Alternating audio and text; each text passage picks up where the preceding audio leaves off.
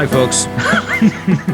Layman Pascal here. And if you happen to catch the 2021 year in review video that Bruce Alderman and I did for the Integral Stage, you know that I've really enjoyed interviews that aren't with the usual suspects. I love talking to meta theorists, spiritual teachers, cognitive scientists, integrative therapists, sure.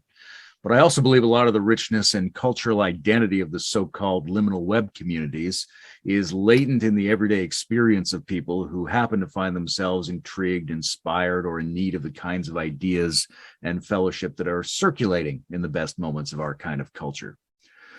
So I said I wanted to be doing more interviews with just some guy. Well, as Thoth Hermes Trismegistus used to say, be careful what you wish for, because we were contacted by some guy who wanted to take the risk of taking me up on that offer. So I'm very pleased to have him, if that's the correct term, with us today to talk about his life, his history with metaphilosophical ideas, and also whatever Mormonism, transmasculinity, and beer have in common besides labels. Hi, Aydan. Hey, how's it going? How was that? That was great. That was great. Awesome. Awesome. What made you interested in joining this conversation? Frankly, I've been checking out a lot of different people kind of in the same field as this channel. So there's been kind of this growing feeling that I have that I wanted to have an opportunity to kind of join in the conversation. There's a lot of talk out there about religion, about kind of the idea of the religion that is not a religion, that I think is foremost being put out there by John Vervaeke, but I think that the Integral Stage is also another place where I kind of feel that is a suitable topic of conversation. And it's hard for me to enter in this venue, and I wasn't really sure where to go for that. And then when you put that out there, I felt like this was as good of an opportunity as I was going to have to be able to enter into that flow if possible. I think that I do come in with somewhat of a unique perspective, given my background and my current line of work. And so if there's any way that I can add to the conversation, I felt that it was something that I felt called to do in some way. And then you literally can put that out there yourself. So I'm very grateful for this opportunity. All in all, it's definitely not my forte. So I'm going to stumble a bit. Sure. and have a little bit of a time getting into it. Yeah, there's a learning curve, and it patience. takes time to warm up. And Yeah. also, I mean, yes, we're recording it, but it's not a performance. Sure. Yeah. And that's something that I kind of try to remind myself is that, I could take a moment if I needed to kind of to gather my thoughts and regroup, essentially. So I appreciate your patience with me. Sure. Yeah. Here's what I'm curious about is how did you feel about what drew you to religion when you were younger? Mm-hmm. And how do you feel about religion in general now? Like, how do you see those as similar or different? Sure. So I was raised in a devout Mormon family. And this was something that is a huge part of my family culture for many generations. So in both my mother's and my father's side of the family, their family has been a part of the Church of Jesus Christ of Latter-day Saints since essentially the first couple of generations that the religion existed.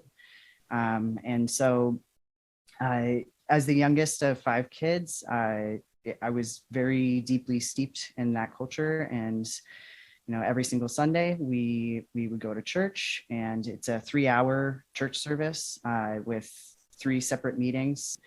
And I think, for me, a lot of what drew me to religion was just the sense of the spiritual. I had a very strong spiritual instinct from a very young age. And that was very much connected with music for me. music is a huge part of the Mormon culture, as well as dance, and which I didn't get into, but I found that it was very easy for me to feel connected with the spiritual when I had the opportunity to perform music, to practice music, and that really fed into my connection with a sense of religious faith from a very young age. So as I got older, it became a little bit more complicated because I could tell there was something different about me. And and so it's definitely like something that I try to maintain like an open mind as far as kind of how I arrived here where I am now. And I think that we're all very complicated beings, and I'm not really sure, where being transgender comes from. I'll put it that way. But I knew that I wasn't the same as the people around me. I could tell that there was something that was kind of keeping me from feeling the same kind of wholeness that I felt like I could see in some of the people around me. And so over time, that was something that I struggled a lot with, and especially because the Mormon faith is very gender-based in terms of the way that they see roles in the family. Right. It's very regimented when it comes to that aspect of life, essentially. So perhaps that's something that was always going to cause some kind of friction for me until I resolved it. And really, I would say by the end of high school, I knew I knew for sure something was up. When I entered in college, it didn't take long for me to end up kind of having that reach ahead or come to a head. And honestly, it was a very drastic change for me at the time when I decided to, I came out at that time, and it was really just about sexuality at that time in my life. And almost immediately decided that I was going to stop going to church, essentially to give myself some space and time to process what I had felt like I had discovered about myself or uncovered about myself. And that was all good in some ways, but I guess the best way to kind of characterize that time in my life was it was almost like a Rumspringa, like I was completely let loose, and really, while I understand that that's like an experience that a lot of people have when they go off, they leave their family home to go to college if they have that opportunity. I think there was a different kind of feel to it for me. There was some elements of like nihilism, I would say, that I went through in that process. And yeah, I guess like where I am now, after kind of the process of finding my way in other elements of my life, I realized that like there was something there, that like there was still something to the spiritual experience that I still connected with, that I was still interested in, that I couldn't really let go of on some level, and didn't necessarily want to let go of in a lot of ways. And I don't know if I distancing myself from my music, from performance, was part of what kind of kept me from that spiritual experience in my life for so long. But it was it's something that I think I worry about for a lot of people who go through something like I did, where starting with such a very specific religious tradition early in life, I think can tend to color the way that you see all religious experience, and not for the better necessarily. So I think there's a lot that I see in this. There's like an ex-Mormon community, let's say, which I'm not a part of. Like, I've never been a part of, but there's just like so many other topics, there's a podcast for that. And there was a period of time in my life where I was listening to that podcast, and to hear other people's stories and the way that they were trying to process being ex-Mormon, is that there's it's as if there's a pendulum that people are kind of riding in this, and to have that pendulum swing all the way to the other extreme, I think is not necessarily good for people, or constructive in their lives. Like, I think that there's a lot that that people miss out on by having such a wholesale rejection of the concept of spirituality. I think that it seems as though secularism is, it has a lot of strengths to it. There's a lot of benefit to, I would say, like, that process for me, like that I went through a period of time where I considered myself to be like a mostly secular person and have like a mostly kind of scientific outlook. But I started kind of feeling like there are such large blind spots when it comes to that specific outlook. There's almost like a hubris to it that started bothering me. A self-assuredness that to me, I think,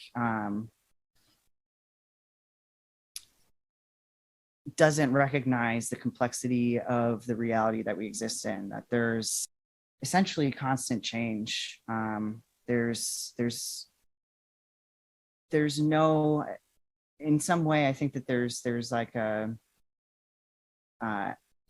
there's idolatry to the idea that you can understand everything, that by finding the measurement for this or that element of the world around us, that we can somehow gain a complete picture of what's happening. And I just don't think that's realistic. I think that it's completely sidelining the complexity of what is literally happening at every single moment, everywhere.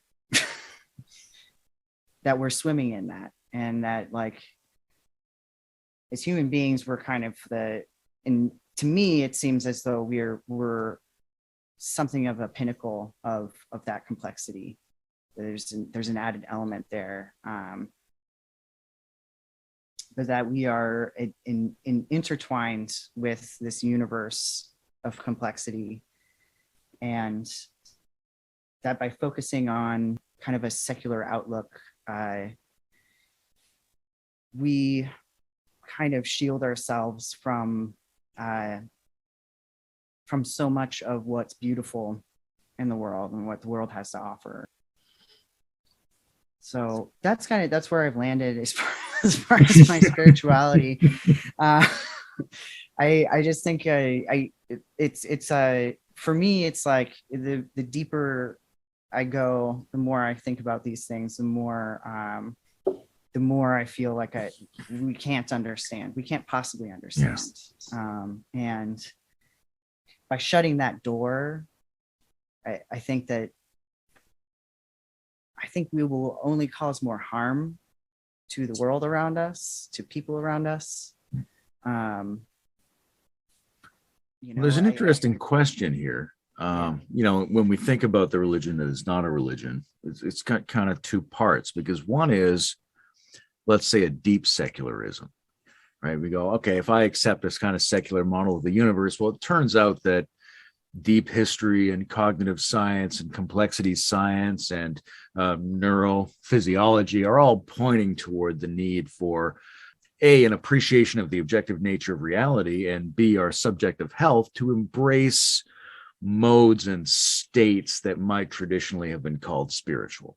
Sure. Right, that there is a limit to our knowledge, there's a limit to how we process systems, there's real physiological and relational value in love and gratitude and transcendental awe and things like that. So we've got that on the one side, and you could say, well, sure, just continue to be secular, but get deeper into it to the point where you have those satisfactions. But then there's the question of, should we be setting up something? Should we be arranging some sort of social organization that is in some way analogous to religion to help people do that better and to cultivate their ability to do it with each other, rather than just saying, well, go out then into the secular world and find some avenues whereby you can do that. So that's, I think, an interesting tension. And I'm not sure how you feel about that, the difference between, let's say, a new religiousness and a deep secularity. Yeah, and I would say that there's going to be some people who thrive in that deep secularity. And I think that there's some extent to which one of the questions that I've had in my own mind is that whether there's some sense in which those formative years as you're developing really kind of set the stage for what direction is going to suit you best, whether that deep secularity is going to be fulfilling in such a way that you really don't need to seek out kind of a religious, specifically a religious framework. And I would argue, I think that I happen to be married to somebody who represents that kind of person, and I think that it's something that has been deeply fascinating to me to get to know my wife, and like how there isn't something missing there. It's in terms of not feeling the religious impulse. It's just that it's directed in such a way that that's enough. It's enough. There's no there's something that is satisfactory in terms of reaching beyond the self when you get to that point of deep secularity. I think that community is something that that I think some people need, and I think that the religion that's not a religion is compelling to me because I've had this like gnawing sense that our culture is disintegrating for a long time. So I think that that's kind of I think that the there's some ways in which I think that there's an analog there between the religion that's not a religion and just a concept of culture. Because of the idea that art should be a part of that, community to be a part of that, mystical experience as a part of that. Like, I come from this musical background where my focus was on orchestral music. And as I pursued that, it was amazing. I was very, very much fulfilled by that. And I found a lot of spiritual inspiration from participating in orchestral performance. And, I had really just amazing opportunities to be able to like actually tour with my youth orchestra and to interact with people in other places in the world where like I had something to offer them. And, so there's something about that tradition that was like very much alive for me.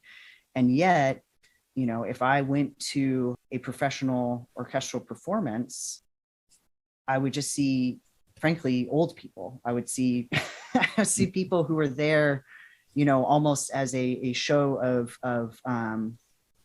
of status, of there's kind of like this upper middle class or upper class kind of influence on that particular genre that I can understand, but it's disheartening because essentially it's a dying art. You can see it's dying.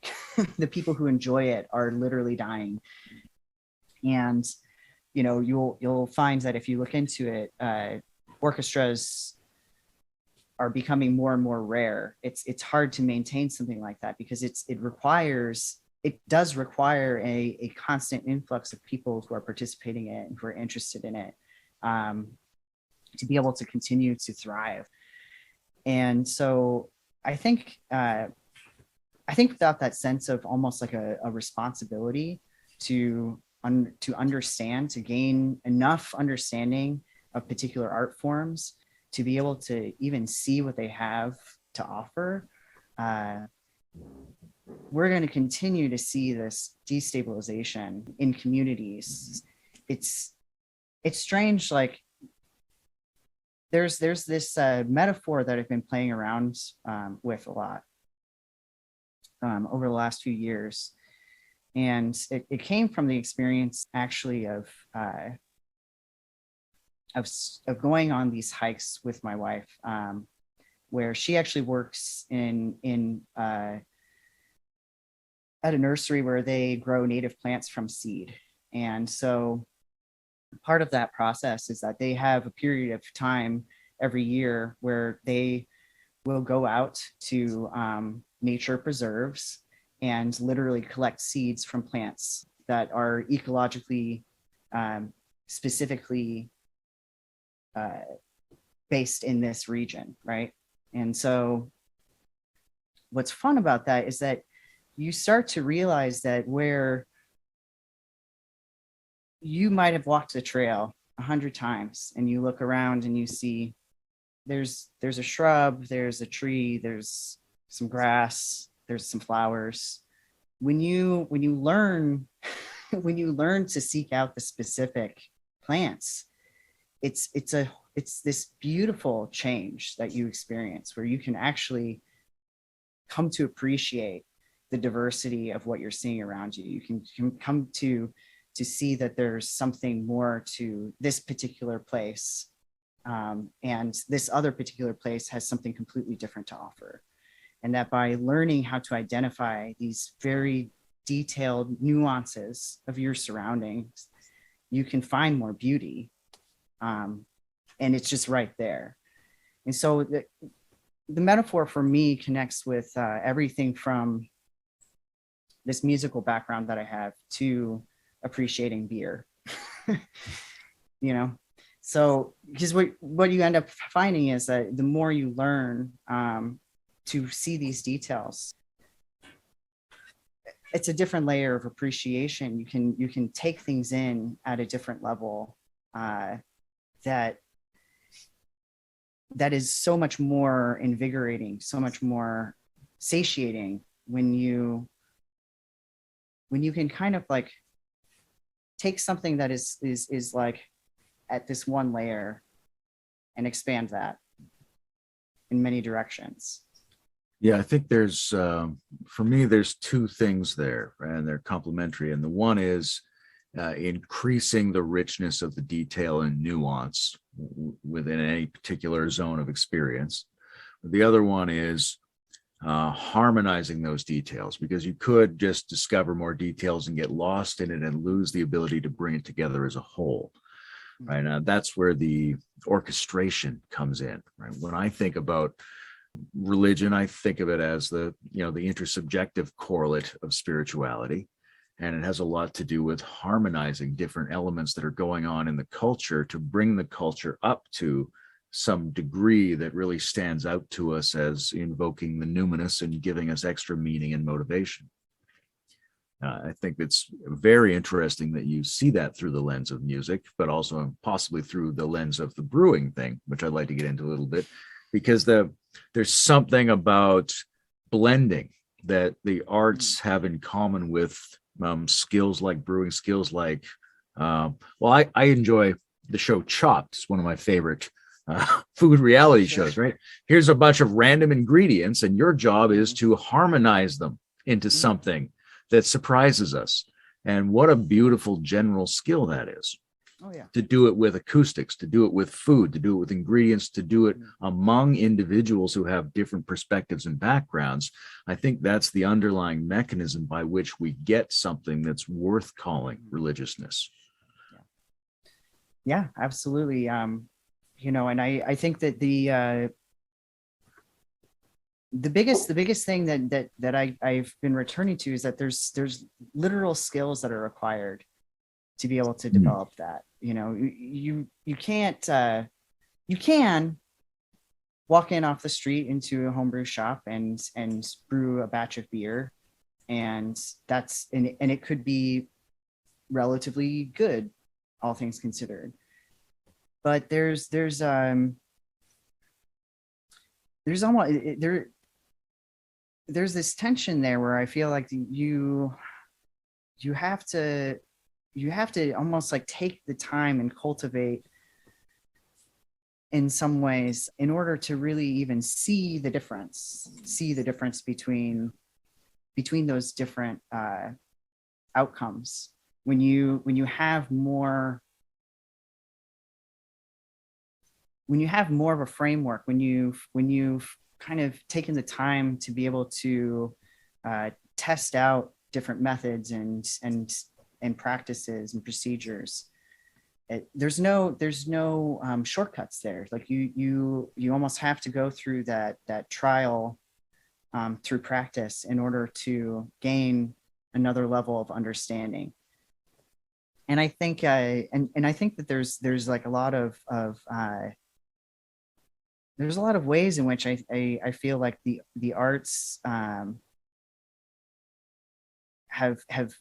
faltered in some sense, because while I think that cultural change is good, and I think that it's good to encourage people to be creative and to try things out and to explore, you almost have to time travel in some sense when it comes to culture. Like, you can't just see it as now and into the future. Like, there's some amount of looking back that's required to be able to really see the fullness of what you're doing, if that makes sense. So I guess my concern about the general direction that our culture has taken is that it's always forward looking. What's the newest technology? What's going to be the next best thing? And I think I think there's absolutely space for that. But I think we lose a lot by only looking forward. I think there's a richness to the idea of picking up a recording and understanding that there was a time when this was now, and to see it as this this method of reaching back in time in order to be able to see what's happening now from a completely different perspective. It's an opportunity for a shift in your perspective to try to understand better what's happening now and what you would like to see happen moving into the future. I don't know if this is making sense, but that's I think, I guess, like, sometimes I'll hear music, for example. I'll listen to something that's being newly produced, and I fully appreciate it. But then I sit there and I wonder whether people understand the difference between this and music from the past, and whether they see that there's maybe something lacking there that might be kind of brought to fruition in a different way if they were to more fully appreciate who came before them. Yeah. There's a lot of, I'm thinking about being in university and the kind of glib sense we all had that we knew better than Descartes because we were aware of the new values. And then, eventually at a point you go, really? Do I assume I'm better than Descartes just because I'm in a philosophy 101 class? He probably knew something. Right. Right. So there's a sense on the one hand of this appreciation, which opens up the possibility of depth that we could acquire. but also, like you're saying, the possibility of, to some degree, decontextualizing yourself from your current moment of identity, personally and culturally. Yeah. Right? When you can see it happen in different forms. And I think I was like that as a kid. I had a strong sense of sympathy for certain historical periods and characters, and it allowed me to be slightly adjacent to my own period, which then opened up other ways of looking at this. And I'm guessing that something like that also happens with the sexual identity conundrum that you went through, right? Because it puts you in a slightly offset position relative to the system that you're in, and then you have to sort of solve for that and see a broader set of options. Right. Yeah, and that's something that I think has been an interesting experience, because as far as my process of going through understanding my sexuality more, it really was it was somewhat confusing to also have an element of gender coming into that, because I had to really seriously reach into my psyche and try to understand whether what I was experiencing when I was kind of not sure about how much I connected with being female, whether that was somehow a consequence of some underlying homophobia, if that makes sense. Like I had to seriously step back and say, okay, like what's happening here? Am I trying to kind of fulfill this like concept of gender roles in some other direction, in a circuitous path, to come back to kind of where I came from? And honestly, it's a process that I hope that others go through when they're struggling with something similar. Because it's so, there's no path written for this. There's no philosophy of being trans, if that makes sense. And I think that right now in our culture, there's so much conversation around trans people. And I frankly, I make a point of listening to people who are somewhat like labeled as anti-trans, I would say, specifically because I think it's a good mental exercise for me to see, like, how do I respond to that? Like, what is my personal answer to those criticisms? Yeah. And I think really it's unfortunate, because I think that there's so much of like trans activism that turns into really like a conversation killers. Like there's something where it's almost this constant defensive move, where it's, I was, if you're trans masculine, I was a man since birth, or I was a woman if you're trans feminine since birth. And that's just how I was.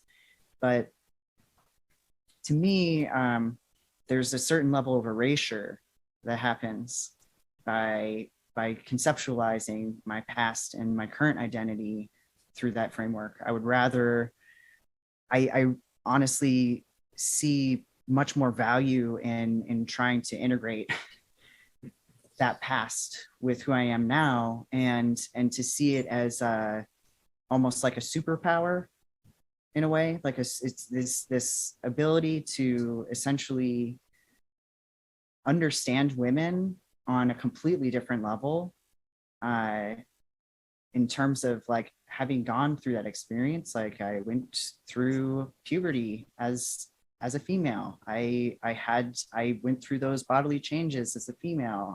I was, socialized as a female from a young age. And I think that the more, for me, this is my personal experience, the more that the more that you try to kind of push against that and say that's just not, that wasn't good, that wasn't right, I feel very strongly that means that you lose something extremely valuable as a perspective. I think like it's hard to imagine being the person that I am without that part of my life, and without embracing that part of my life, as difficult as it might have been, as complex as the experience might have been, that's something that I think brings inherent value in with it. I think complex is a really good word there, because I think it seems to me that the thing that gets denied if you take the kind of simple positions that are offered in a lot of the contemporary discourse is you lose the opportunity to become a more complex human being. And I think you lose it in two ways. One is you say there's a whole bunch of arguments that I don't have to check with at all, right? It may turn out I don't agree with them, but I don't even have to check with them. That's problematic. And then also there's one slice of me that's my real self, and these other periods of my life were just a hardship or just a falsehood or something like that I'm now dead to. And that really takes away a lot of the material that you would use to make a much more unique, complicated human being. Yeah, absolutely. Absolutely. And, it's something that was a distinct moment in the process of coming out as trans was informing my family, and then my mother's response being that she felt like I was killing her daughter. And that was a very challenging thing to hear, for sure. But the thing that was unfortunate, the thing that's unfortunate about it is that was never my intention. If that makes sense. That's not what I want to do. I don't want to destroy that past. It's very complicated, of course, but I guess I really worry for young people today, specifically because, I think that there's this message that's out there that being trans is this specific pathway, and that things that kind of veer outside of that aren't really trans. You're not really trans if you don't go through the process of having surgery, of going on hormone replacement therapy, of changing your name, and all of that. And I feel like it paints young people into a corner who are going through questions about their gender into feeling like they have to move forward in that specific direction in order to be whole and to be healthy as a human.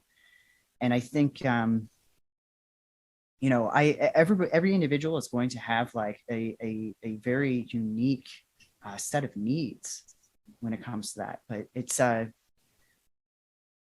in some ways, it seems like almost a self-fulfilling prophecy that by putting it out there, that is what's required of you if you question your gender identity, that,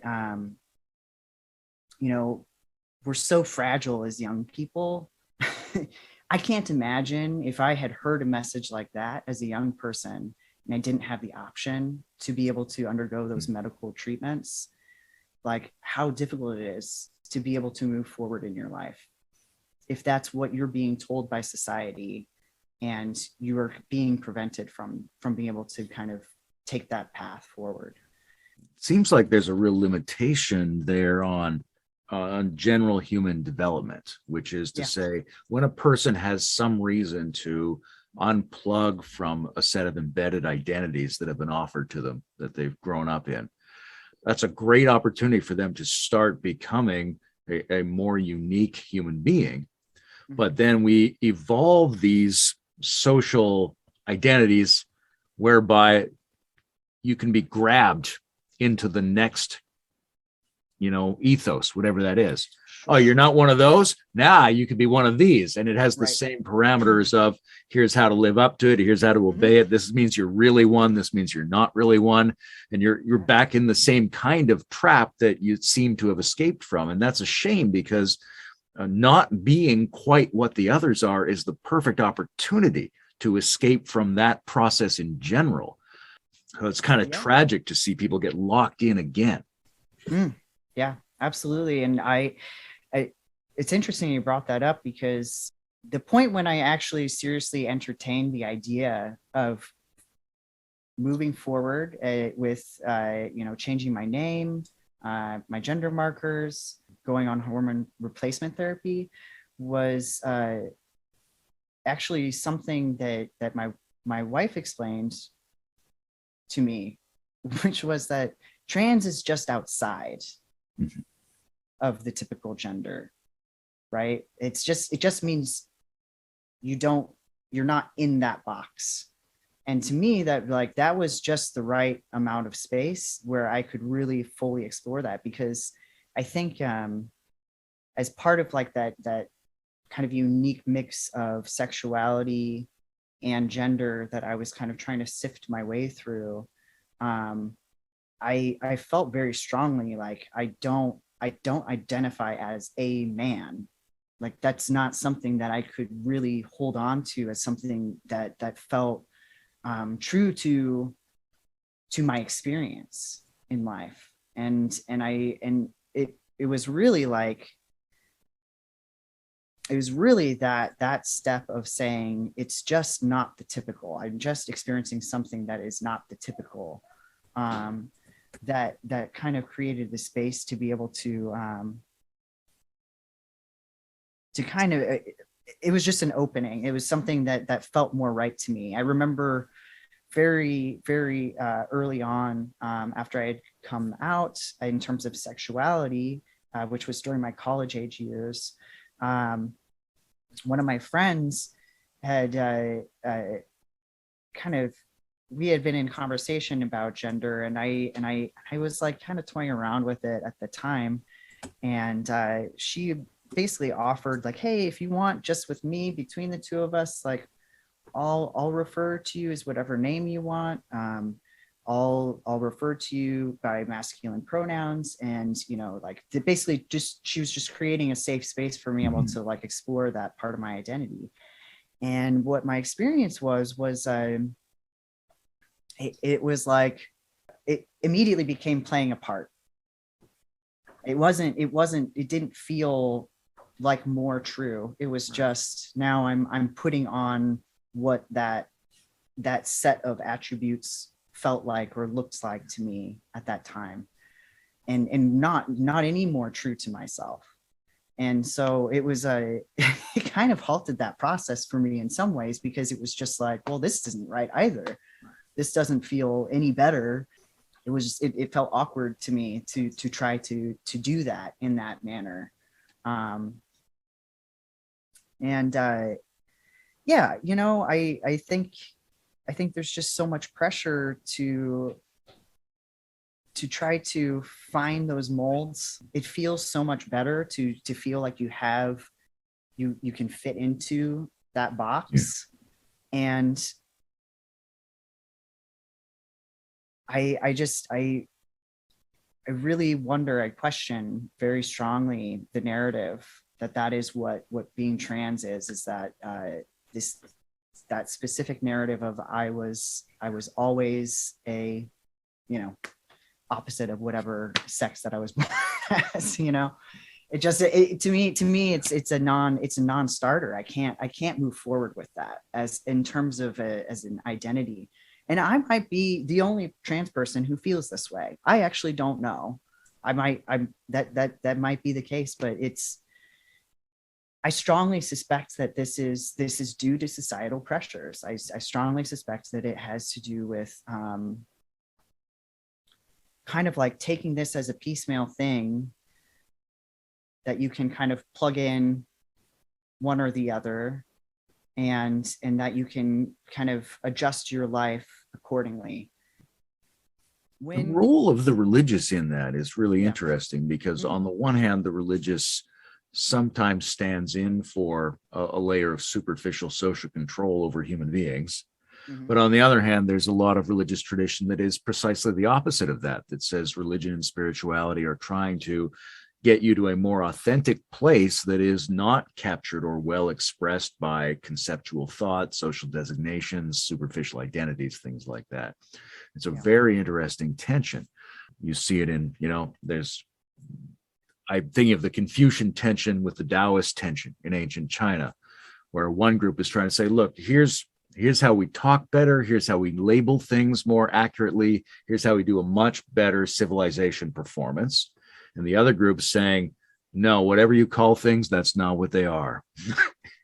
Way too complicated to be at that level. And the fundamental way to be a good person is to move farther away from socially acknowledged categorization and terminology. So those two have been in a very strange tension over the whole history of what religion is. Sure. Yeah, absolutely. I think that's going back to kind of culture and religion as being going hand in hand as methods for regulating our interactions as people. I kind of lost my thread there. Sorry.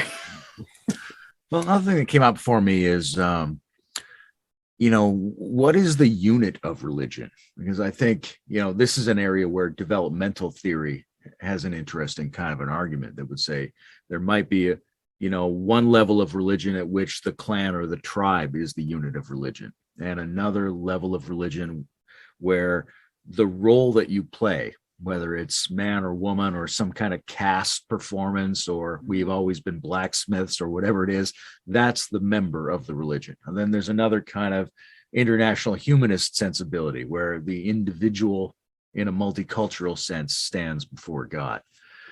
What do you think is going forward as a species? Who is the unit of religion, right? If we go, well, men and women, that's too simple. That's not going to be enough. Do we have no units? Is it just the human being? Is it a mode of a human being? Who is the one who is in a religion? I think I do think that there's something about reaching beyond a lot of the expectations that feels like the direction that things are going inevitably. That being said, I do, there's just things that I've decided in my own personal life that I think kind of speak to that in some ways, which would be that while, strictly identifying as a quote unquote man is something that didn't feel right to me, I still chose strictly masculine pronouns. And for me, that decision had a lot more to do with the utility of gender when it comes to social interactions, more so than the nuance of reality of like who I am as a unique individual in the world. So I think that that's kind of like where I draw the distinction when it comes to the tension in those two ways, where I think that we need to kind of like accept that there's some utility to the distinctions and the definitions that we hold as a culture and the way that we interact with each other, while also allowing for the room in the more like subtle and intimate environments that we engage in to provide the level of bandwidth that allows people to flourish and become the most unique human that they can be, and the most authentic human that they can be. And I see that when it comes to like any issue surrounding gender, totally outside of the specifically talking about being transgender, the idea that, there's room in our culture for a woman to hold any kind of job that she wants to hold, and there's no expectation for a woman to be equivalent to being mother, and that a man can, same thing with men, that they can have whatever pathway that they want when it comes to their occupation and their interests, that there's no expectation that they should hold to the stereotypes that their native culture has for their gender, if that makes sense. And I think like, that's these are all good things. These are all ways that we become more fluid when it comes to our identities in the right way, where we have we need some kinds of anchors to be able to interact and have social cohesion, right? But those anchors shouldn't be confused with truth or with ultimate reality, if that makes sense. So in other words, they're we have to maintain something to hold on to. We can't just like the classic criticism when it comes to trans people is like, oh, there's like 50 different pronouns now, you know? And like, how could I possibly keep track of all of these different pronouns? And I hear that, and what I hear is this is not practical. Like we can't, what are we going to do as a society with such a wide array of definitions that like really what is the function of that is what it comes down to. What's the function of having a pronoun? And for some people it's nothing, and that's fine for them, but you'll notice that causes a lot of friction in your day-to-day interactions, that constantly correcting people around using, for example, they as a pronoun is almost tiresome. Like that idea to me, I couldn't imagine, given the level of social anxiety that's inherent with being transgender in the first place, adding on to that the constant of having to train people and teach people like how to interact with me correctly. If that makes that's sense. either a hugely heroic task, or it's a Right. completely unnecessary form of oppositional defiance, right? Yeah. Because like obviously in order for society to become more rich, complex, and flexible, some people have to make a stand. They have to be warriors every day. Sure. But you're also going to have an insufficient quality of life by doing that, because you're going to be graceless in most contexts and always ready for a fight, which makes it attractive to people who are insufficiently graceful and are always looking for a fight for some reason. So, I mean, it depends on what we want to do with the terminology, but obviously we shouldn't expect that everybody is trying to do the same thing with their terms. Sure. I mean, I think remaining open to the idea of that eventuality, I think, is not a bad thing. And I would never judge somebody for taking that path when it comes to their own personal life. I just think, I just wonder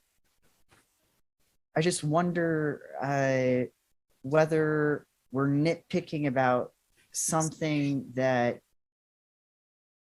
is very superficial in the end, if that makes sense. It's I think, well, it's not only superficial. I mean, that's the classic spiritual complaint, is that our signifiers of identity and reality are relatively superficial compared to actual experiential complex reality.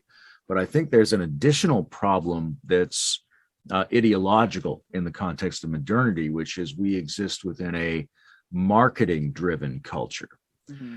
And so there's a sense in which the branding is at the root of what we're doing as a society. And when each issue comes up, the question is, well, how are we going to rebrand it then? What should you be branded as? How should we do the marketing? What are we going to tell people to say about it? And it's very dangerous, I think, to look at the world primarily in that lens, because it leads down a path where you change the categories rather than fixing the problems. Right. Yeah. There's a desire for it to be kind of a plug and play type scenario. And I've taken on this new identity. I've taken on this new branding. And, if you can't figure that out, then you just need to get with the program. Like, this is not, this isn't going to work for me anymore. This no longer represents the brand that I have now. I identify with that a lot. Like, I identify with that criticism a lot. I think, again, I can't emphasize enough that like this process that I went through was very, very extensive. It was something that, I could say started in, probably when I was 20 years old, 19, 20. And I only actually started on hormone replacement therapy when I was 30. So over the course of 10 years, I essentially kind of piecemeal worked through what was making me feel more and more comfortable as a person. And I think like I obviously am going to have a bias towards my own experience just by nature, but it's like I like it's so to me like terrifying to consider the idea that there are individuals out there who start where I started when I was 20 and then are on hormone replacement therapy by the time they're 21, if that makes sense. Yeah. And I just wonder, like, is that a process that's being truncated, or is it just that, you know, maybe I don't understand because that wasn't my experience, just how swiftly you can come to that level of understanding of your own identity when it comes to something so kind of drastic as a change in your life. You know, I started with different clothes and, you know, a different haircut and kind of more openness to like my presentation generally. And that's something that really was fine for me when it came to being comfortable with in my own skin. But there's some point where like I also remained open to the idea that I had further to go in my journey. And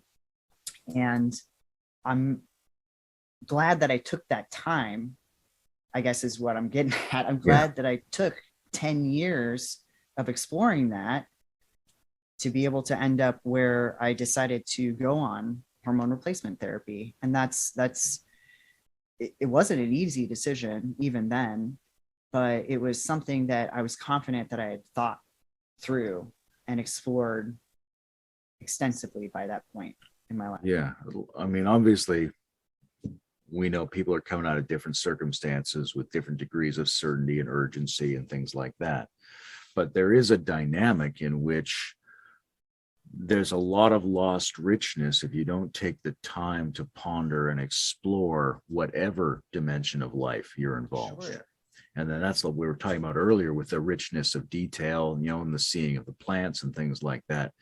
In order to seemingly grow, if there are stages of context and cognition that are available to human beings, you've got to be able to fill those up with more data and more details than we had before. And where are we going to find that extra information? It's present in the world, but we have to find it by slowing down or exploring the in-between spaces between the things we already know. We've got to go into we have to have a good attitude about going into uncertain zones in order to get that extra information, in order to build a bigger information model of the world.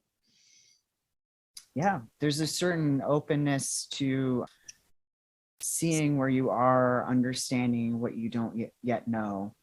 I think it's very tempting when it comes to any level of transformation in your life to say, this is the answer. This is the thing that I've been missing.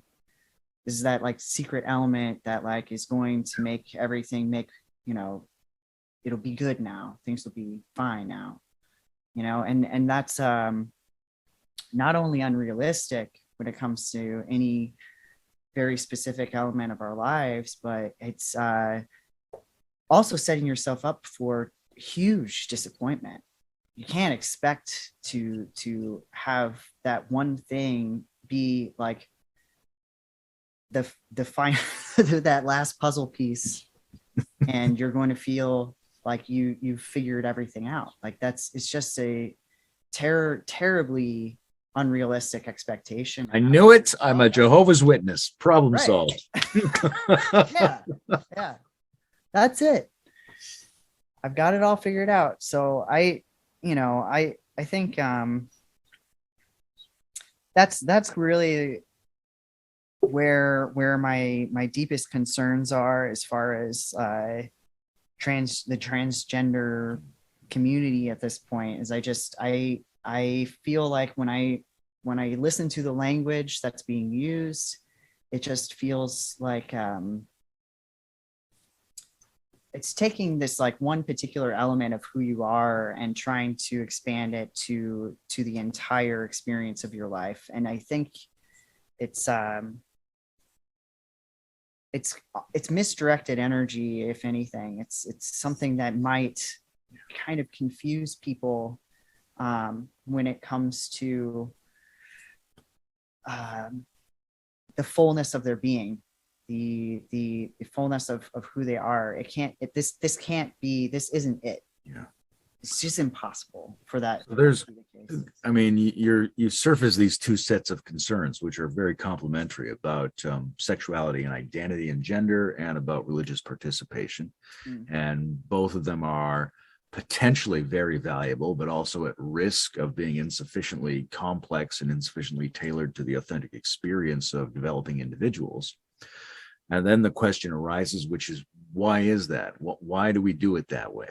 Right? Is it a resistance, or is it a lack of something positive? Right? Do people not have sufficient particular skills to be able to embrace and benefit from complexity?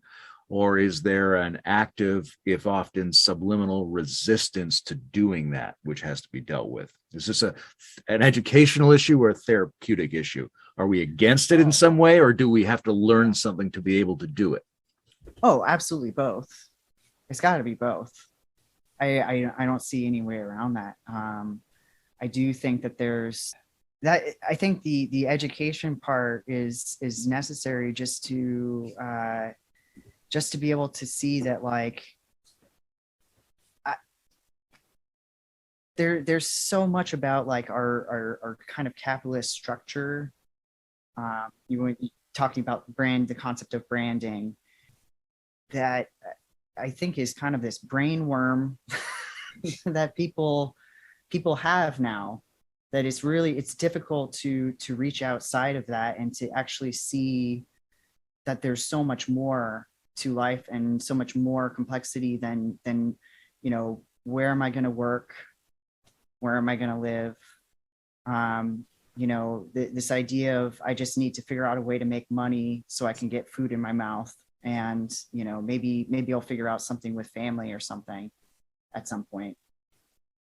And I think I'm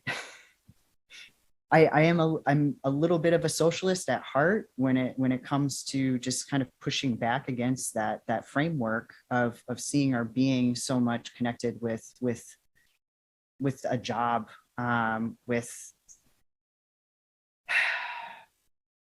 what kind of amounts to me to being like a very superficial outlook to life. And I think that that's really at the heart of why it becomes so difficult for people to work through what is a very complex concept. I mean, I've been playing around with this idea of gender as being a hyper object, that it's something that, like, the reason we are struggling so much in society with understanding how to work through all of this right now is that there actually is no way to define it. That there's some truth to this idea of people who identify with the idea of having like a fluid gender identity. There's some truth to that, in the sense that there's, what is gender anyways?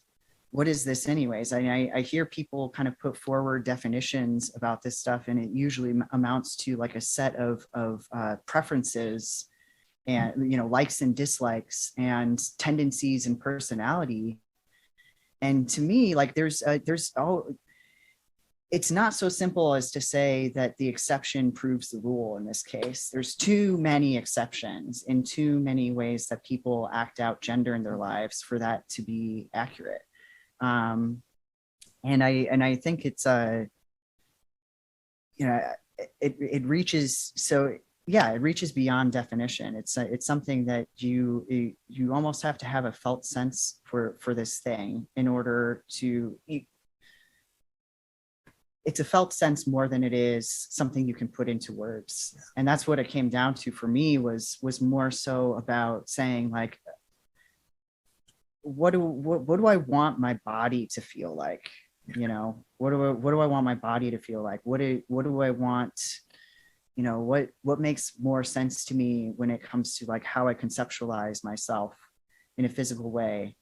And that's frankly, that's the only reason why I felt that I should take the path that I did when it came to hormone replacement therapy, because to me, that was something that made sense for me in a personal way in terms of how I embody, my everyday life, it's not, in other words, I didn't do this because I like beer, I'm a brewer, or like I played trombone, and I don't know what else. Those are probably like the only like preferences that are specifically like identified with masculinity that I hold.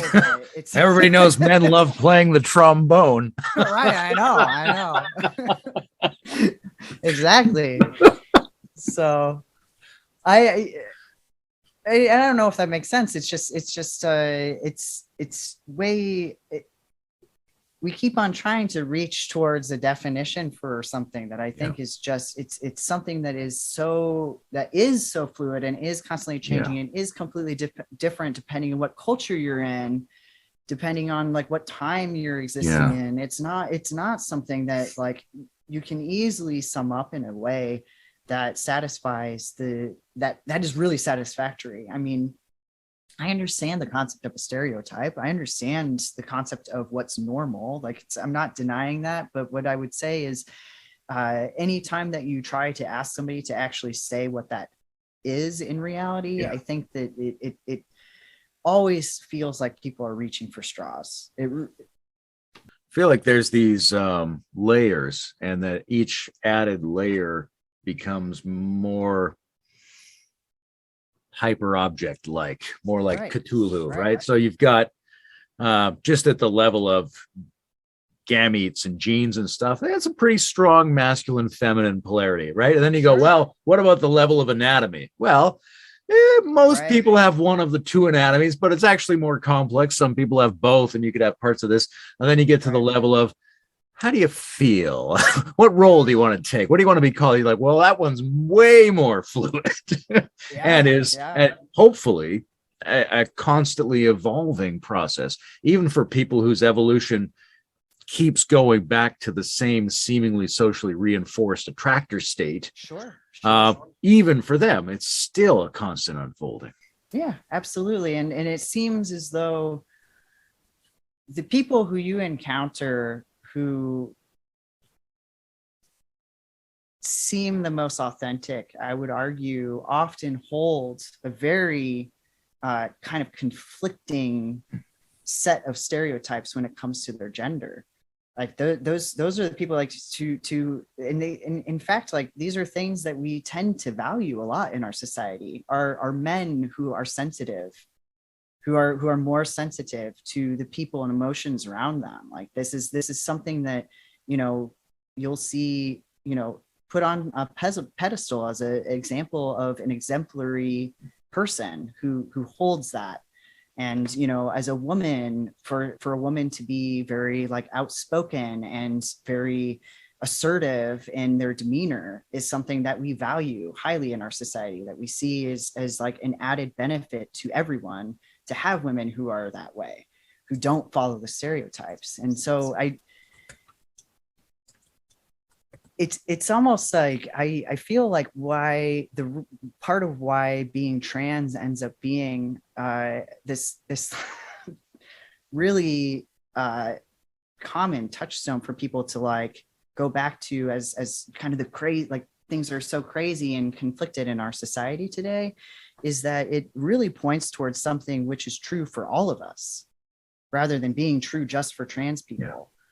Because it's true for all of us that our concept of gender is very complex, that we wouldn't be able to put into words like exactly what we want to see as like what are we aspiring towards, and that's really like for me, that's what I've really been kind of moving towards is the idea that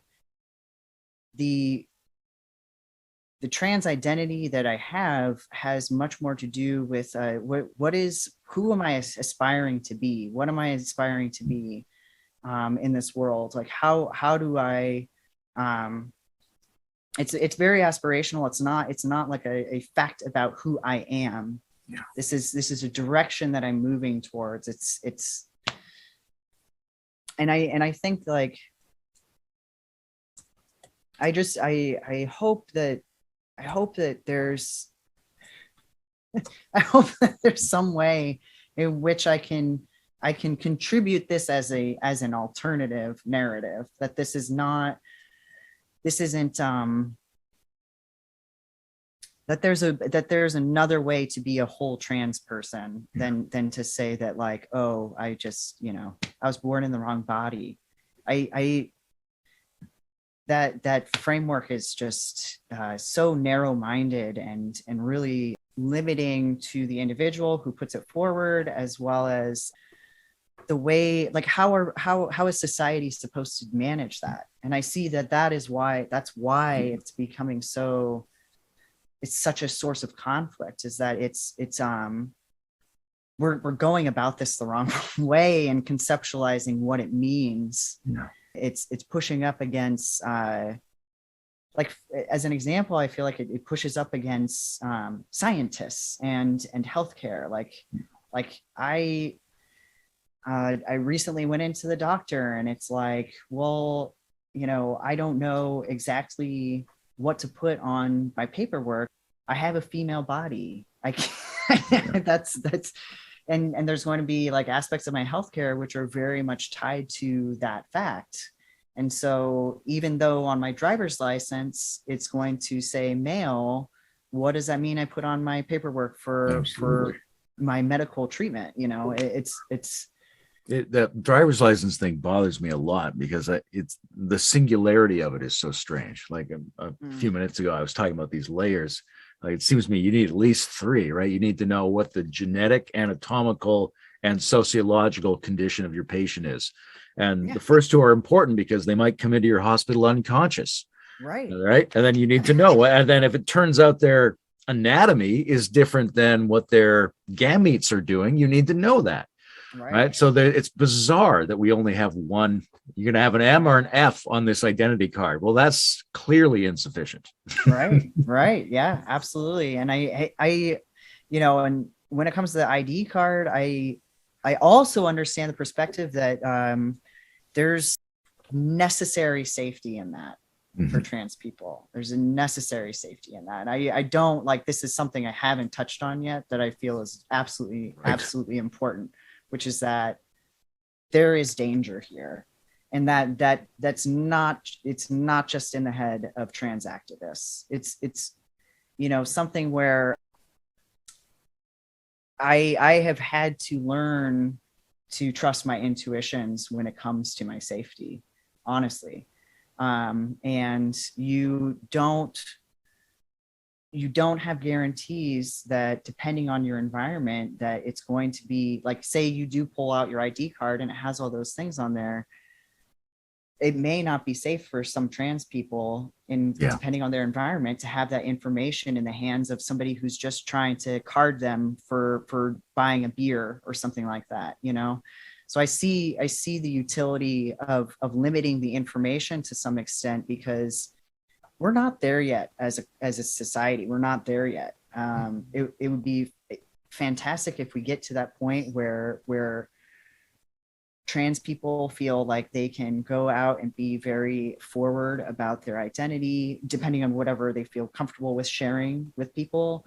And that will not end up prompting a negative reaction in whoever they're interacting with. But yeah, it's real. I mean, I live in a very rural area. I know that there are definitely scenarios that I just would never enter into, because I understand that it's not safe in reality.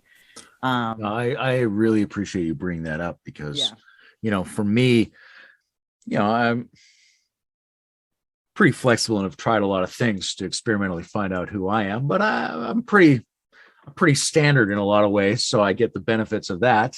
And also, I never have any, it doesn't make any sense to me viscerally that a person you would attack somebody for any of these weird identity reasons. Sure. And as a result, I don't add into my calculations the degree of risk that might be involved because it doesn't make any sense to me from either direction. And so it is something I need to be reminded of in order to take seriously enough. Yeah, I mean, it's fair. It's fair that that's out there, and I totally understand why this is the kind of a missing element in a lot of these conversations when they take place between two kind of more liberally minded people.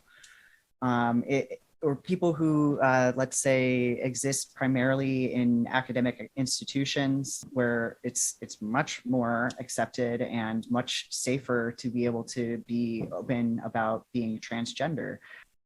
But yeah, there's trans people exist everywhere, everywhere.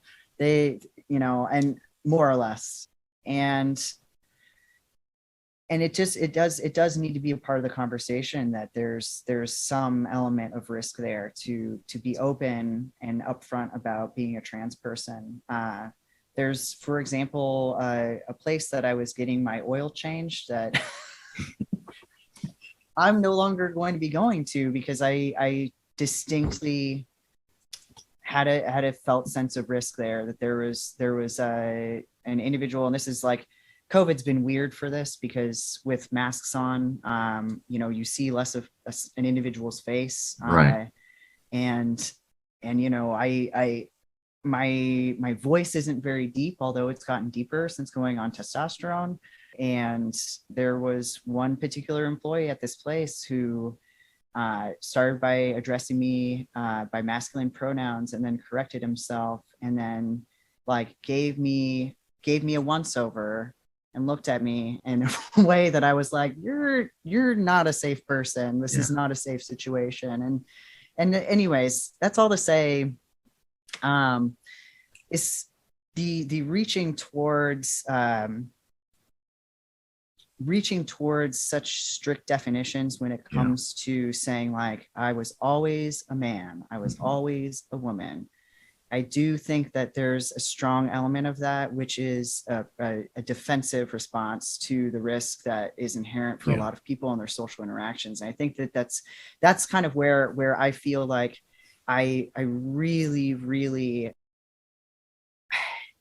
I have a really hard time listening to the criticism of trans activists for that reason, if that makes sense. That's something that I think like it has to, that level of empathy for the experience of risk for these individuals, like absolutely needs to be a part of the conversation, even if there are scenarios and situations in life where it's perfectly safe and somebody doesn't encounter that. It's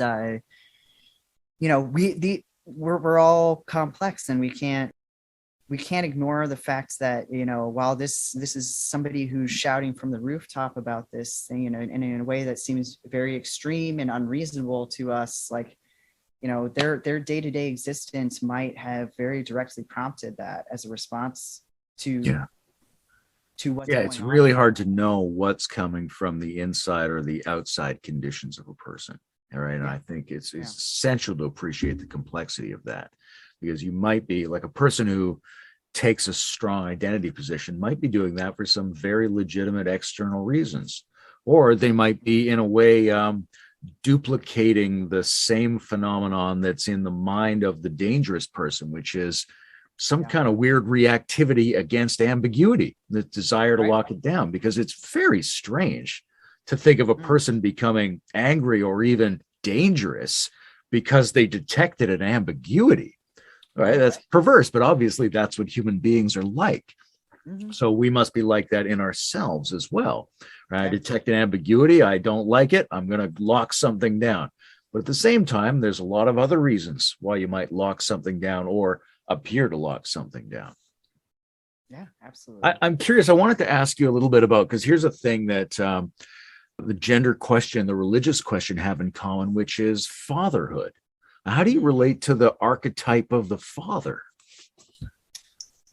It's been very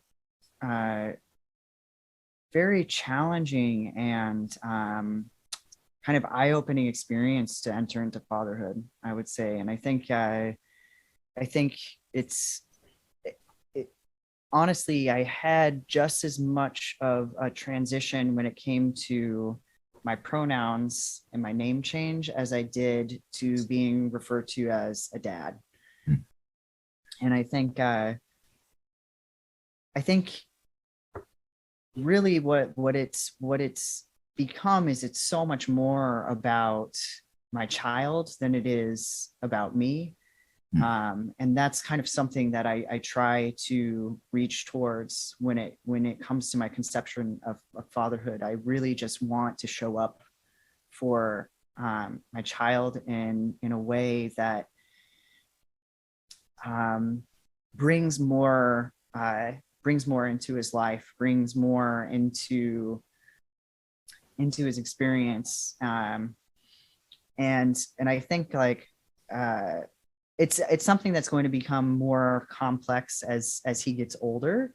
Obviously, still very young right now, and so it's he's still like he doesn't even get pronouns, for example. Like it's just like he'll refer to my wife as a he all the time, and it's just like it's just something that he does like in terms of his linguistic abilities at this point. But we've talked, my wife and I have talked about it in terms of like how to move forward in terms of like what's the right kind of information about me being different at what point of his development. Because like I said, I think that's I was feeling very burdened by the concept, especially ahead of time. I was very feeling very complex emotions about it. And what it boiled down to is that that's not what being a parent is about. It's not about my complex emotions about it. It's about creating the right kind of space for my child to grow and develop. And I think like it's been interesting to see that I do think that I've fallen into my fatherhood role, which is like obviously a very vague, like, again, what does that even really mean? But there's some weird way in which, and maybe it's just as a counterpoint to the mother, if that makes sense. Like there's something about that bond that as a father, you're kind of almost an afterthought. Yeah, you're always the other one. You're the other one, right? Like when she's gone, you tend to be here, and it's funny. It's hilarious how much he loves it when we're both there together. Yeah. You can see that he's just like, this is amazing. Like we're all together, and you two are here and paying attention to me, and it's just awesome. As two people who up until very recently were both commuting and holding full-time jobs, we were often kind of switching off in terms of who is primarily looking after him. And yeah, it's just it's amazing. It's like so awesome to see how much he lights up when we get to all be together. And I can see that he sees the way that there's an interaction there. We're family, we're this one unit that that there's a strength in that I think is necessary. Necessary is not the right word, that it can be just so supportive to the development of your child's. And so, yeah, I mean, I think that I've just naturally kind of become this counterpoint to mother, more or less. So which is fine with me. I'm fine with it. I try not to take it personally, honestly. It's just being the afterthought, but it's just. I think that's a huge part of the internal experience of fatherhood for anybody. Yeah, absolutely. That's my understanding. So I'm like, all right, I think I got that part down. Yeah. Well, I guess we're coming pretty close to the end here to make sure you've got time to do all the things you want to do. This has been really interesting getting to know you. And there's something about these issues that I think, I mean, there's always these wedge issues that stand for bigger things like race and gender. And, I think of gay pride because I would always see these gay pride parades in the city I lived in. And one day I was like, oh, wait a minute, I have gay pride. And these people are doing this in like Palestine, right? There, in some sense, there's a subset of these people who are martyrs, and they're holding open a door to a much richer, more interesting society that I want to be a part of. They're supporting me. That's right. Yeah. And there's something similar here, I think, about the trans issue to the liminal and meta spaces of discourse, right? Because there's a liminality in gender identity that's a very concrete, very socially polarized, and in some ways very risky version of the thing that all the meta thinkers, all the integralists, all these people are exploring the overlaps between different perspectives and contexts, right? And this is a very personal, very real, embodied way to stand for that liminality.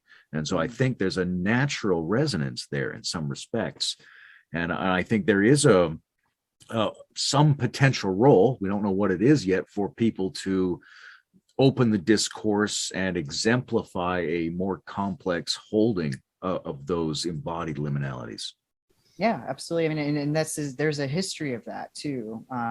There's an anthropological history of trans people actually holding as being spiritual leaders in communities, and this is, upon learning about this sort of thing, it made a lot of sense to me. There's like I said, I consider the integration of my childhood and my socialization as a girl as being something that opens me up to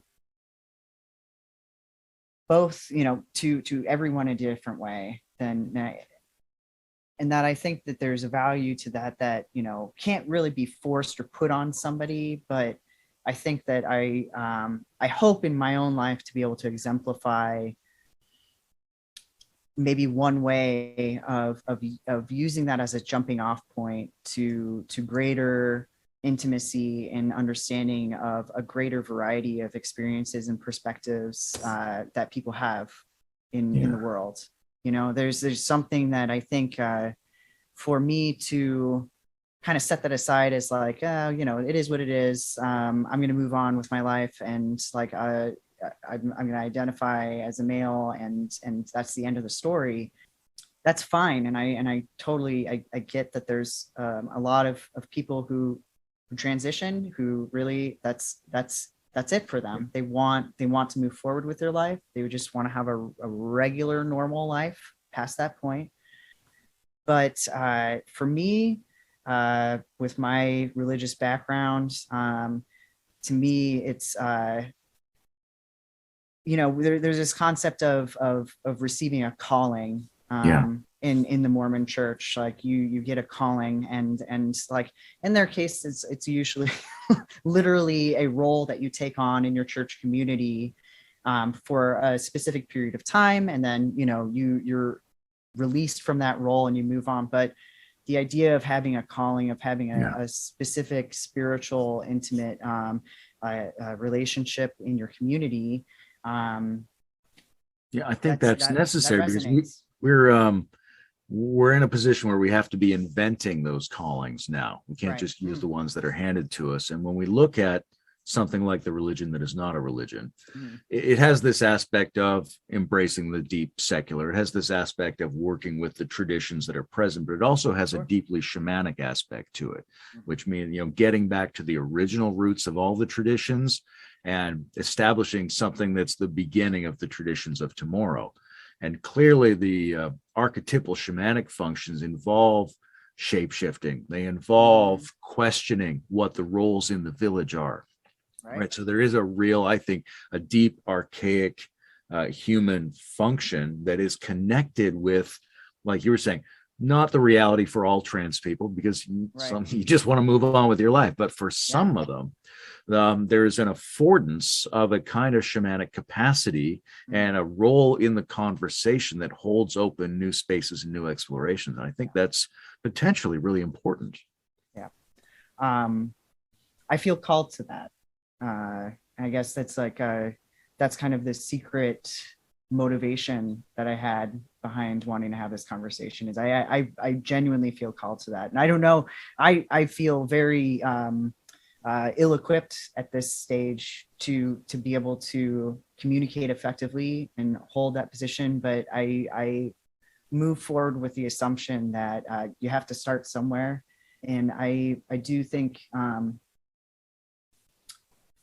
I think, you know, in the search for meaning,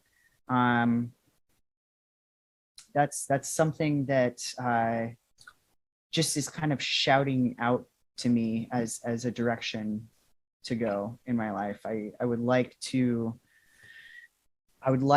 be able to have conversations exploring concepts of religion, culture, and I really value this greatly. I appreciate you working through kind of my stops and starts in all of this. It's you know, COVID has been rough on everyone, I know, but in particular, the social has been very limited, and so to have an opportunity to like utilize this crazy technology, this magic technology that we get to have.